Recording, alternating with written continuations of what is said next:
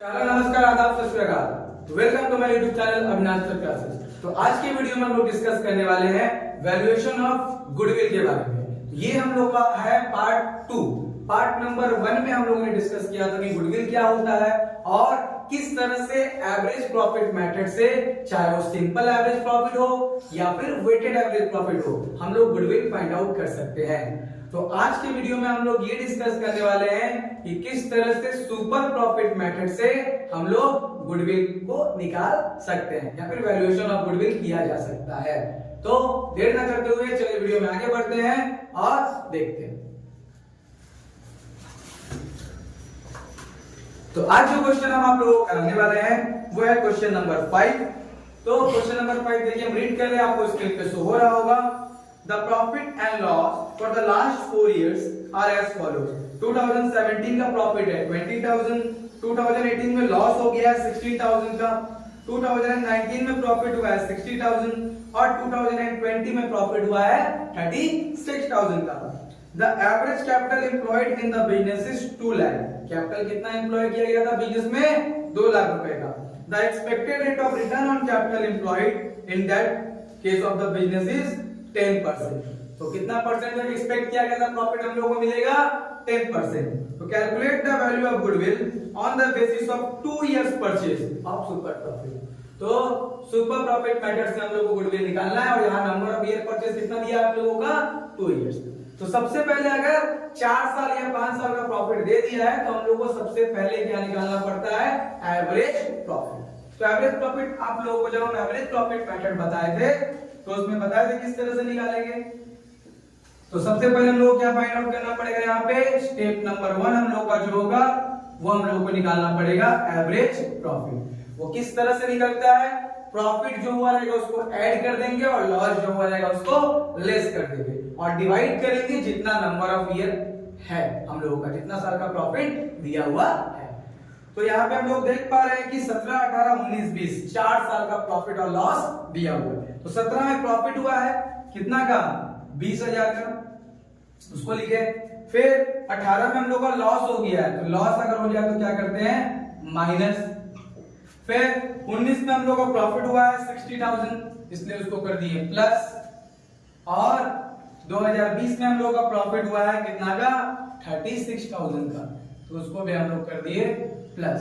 फिर डिवाइड करेंगे, टोटल कितना साल है? 1, 2, 3, 4, इसलिए हम लोग किससे डिवाइड करेंगे? 4 से डिवाइड करेंगे। तो यहाँ 20,000 है, उसमें से 16,000 माइनस हो गया तो बचा 4,000, उसमें 60,000 ऐड कर दिया तो हो गया 64,000। 64 और 36 को अगर हम लोग ऐड करें तो हो जाएगा 1 लाख। कितना आ गया? 1 लाख। डिवाइड बाई 4 करेंगे तो कितना हो जाएगा? 25,000। ये हो गया हम लोगों का क्या?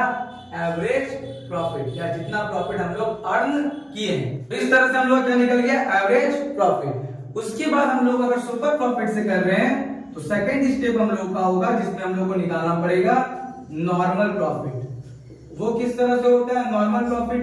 तो नॉर्मल प्रॉफिट जितना हम लोग क्या किए हैं? कैपिटल एम्प्लॉयड किए हैं और जितना रिटर्न हम लोग सोचे हैं कि हम लोग को मिलेगा। तो क्वेश्चन में देखिए गिवन है कि कैपिटल एम्प्लॉयड कितना हुआ है? 2 लाख। ये हो गया 2 लाख इनटू कितना परसेंट रिटर्न का हम लोग उम्मीद किए थे, एक्सपेक्ट किए थे? 10%। एक्सपेक्टेड रेट ऑफ रिटर्न कितना था? 10%। यानी 2 लाख का 10% निकालेंगे तो कितना हो जाएगा? 20,000। तो हम लोग सोचे थे 20,000 का प्रॉफिट मिलेगा, लेकिन हम लोगों को प्रॉफिट कितना मिला है? 25,000। जितना सोचे उससे ज्यादा मिला। तो जितना हम लोग सोचते हैं उससे ज्यादा अगर प्रॉफिट मिलता है, जितना ज्यादा प्रॉफिट मिलता है उसी को हम लोग क्या बोलते हैं? Super profit. तो सुपर प्रॉफिट मेथड से हम लोग सॉल्व करें तो अपना स्टेप नंबर 3 हो गया यहाँ पे सुपर प्रॉफिट। जो कैसे निकलता है? एवरेज प्रॉफिट जो भी रहेगा या एक्चुअल प्रॉफिट जो भी दिया रहेगा उससे हम लोग माइनस करते हैं नॉर्मल प्रॉफिट। तो हम लोग का एवरेज प्रॉफिट कितना है? 25,000 और नॉर्मल प्रॉफिट कितना है? 20,000। तो कितना आ गया हम लोग का सुपर प्रॉफिट? 5,000। तो इस तरह से हम लोग क्या निकाल लिए? अपना सुपर प्रॉफिट। तो सुपर प्रॉफिट मेथड में हम लोग को सबसे पहले क्या निकालना पड़ेगा? Super profit. इसके लिए 3 स्टेप फॉलो करना पड़ेगा। स्टेप नंबर 1 एवरेज प्रॉफिट निकालो। अगर 3-4 साल का प्रॉफिट दिया है तो, अगर 1 ही साल का प्रॉफिट दिया है तो बस जो है वो है।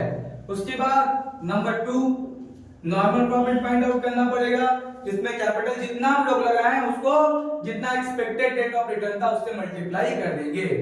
और थर्ड वन क्या हो जाएगा हम लोग का, सुपर प्रॉफिट। सुपर प्रॉफिट क्या होता है, जितना नॉर्मल प्रॉफिट एक्सपेक्ट किया गया था, जितना प्रॉफिट एक्सपेक्ट किया गया था उससे जितना ज्यादा हम लोग प्रॉफिट कमाए हैं उसी को हम लोग क्या बोलते हैं, सुपर प्रॉफिट। तो क्वेश्चन में कभी कभी हम लोग ये भी आ जाता है कि व्हाट इज सुपर प्रॉफिट। तो सुपर प्रॉफिट क्या होता है, super profit is excess of actual profit over normal profit.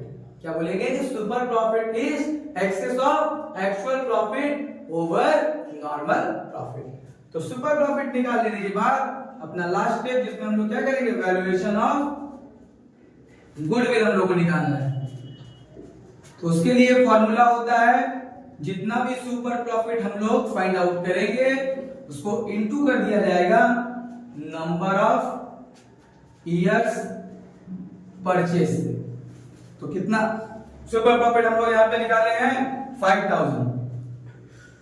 5000 को किससे मल्टीप्लाई किया जाएगा, जितना number of year purchase sums में दिया हुआ है।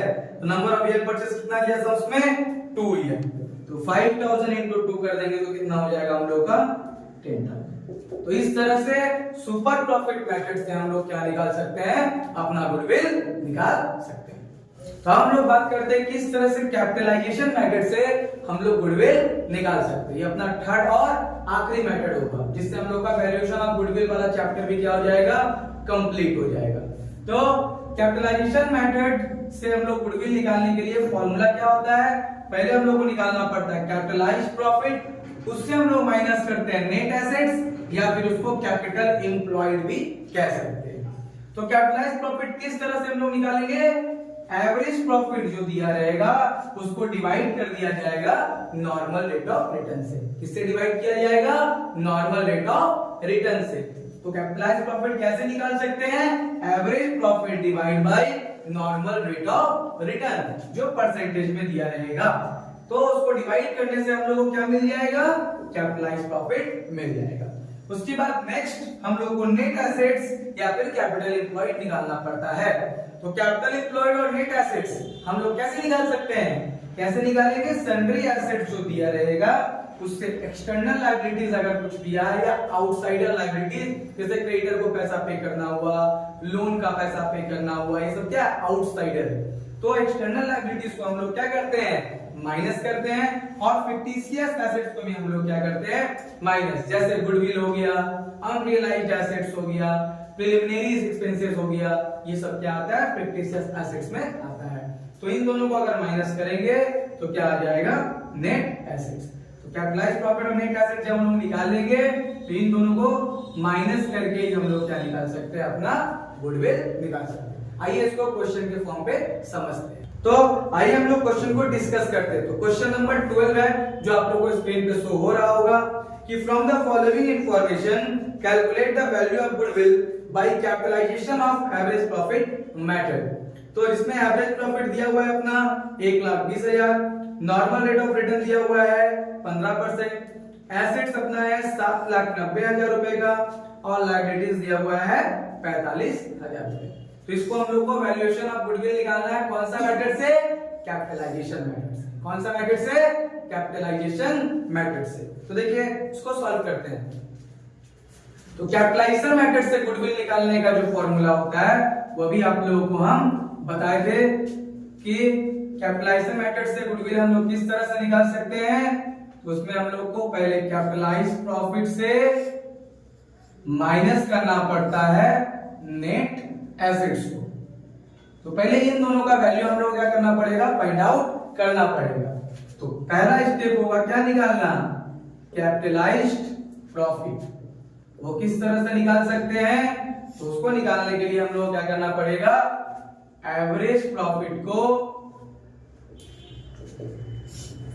जो यहाँ पे नॉर्मल रेट ऑफ रिटर्न दिया है उससे डिवाइड करना पड़ेगा। एवरेज प्रॉफिट को नॉर्मल रेट ऑफ रिटर्न से डिवाइड करना पड़ेगा। एवरेज प्रॉफिट कितना है हम लोगों का, 1,20,000। 20,000 और नॉर्मल रेट ऑफ रिटर्न कितना दिया है यहाँ पे 15%। तो 1,20,000 डिवाइड बाय अगर 15% करते हैं, इनटू नहीं, डिवाइड बाय अगर 15% करते हैं तो आ जाएगा 8 लाख रुपया। कितना आ जाएगा? 8 लाख। ये मेरा क्या हो गया? Capitalised profit. उसके बाद नेट एसेट्स निकालने के लिए जो भी हम लोग का सन्ड्री एसेट्स दिया हुआ है उससे माइनस कर देंगे हम लोग का जो आउटसाइडर लायबिलिटीज है।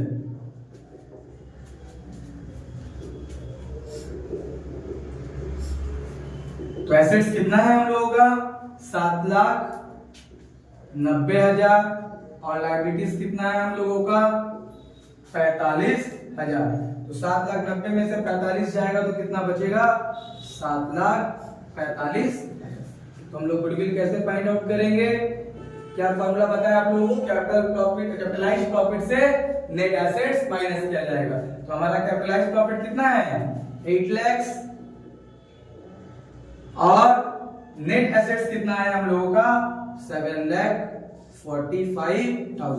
तो अगर दोनों को माइनस कर दिया जाए तो वैल्यू आ जाएगा 55,000। इस तरह से हम लोग कैपिटलाइज्ड मेथड से भी गुडविल का वैल्यूएशन कर दिए। तो तीनों मेथड था, तो तीनों मेथड आप लोगों को हम क्या कर दिए हैं? सॉल्व करके, और किस तरह से सॉल्व किया जाएगा वो बता दिया गया है 2 वीडियो में। तो आप लोगों का वीडियो पसंद आया हो तो वीडियो को लाइक कीजिएगा, और चैनल पे नए हैं तो चैनल को सब्सक्राइब कीजिए और दोस्तों के साथ शेयर कीजिए। Thank you.